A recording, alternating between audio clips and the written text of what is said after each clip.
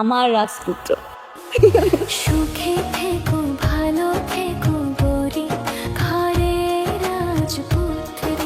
গরিব ঘরে রাজপুত্র নাটকের ৪৪ নম্বর পর্ব কবে প্রচারিত হবে এবং ৪৪ নম্বর পর্বে রাতুল এবং অনিকের চাচা চাচি সহ যারা যারা অনিক এবং মেঘলার সাথে অন্যায় করেছে সবার শাস্তি হবে।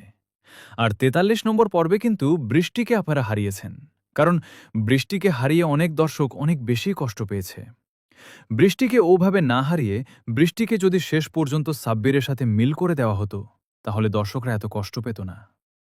তো ভিউয়ার্স, গরিব ঘরে রাজপুত্র নাটকের ৪৪ নম্বর পর্ব কিন্তু আর প্রচারিত হবে না, কারণ গরিব ঘরে রাজপুত্র সিরিজটির ৪৩ নম্বর পর্বেই শেষ হয়ে গেছে।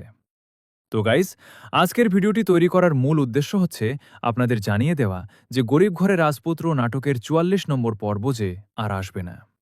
আর আপনাদের জন্য আরেকটি সুখবর হচ্ছে যে গরিব ঘরে রাজপুত্র সিরিজে যারা যারা অভিনয়ে ছিল তাদেরকে নিয়ে নতুন আরেকটি সিরিজ আসতে যাচ্ছে।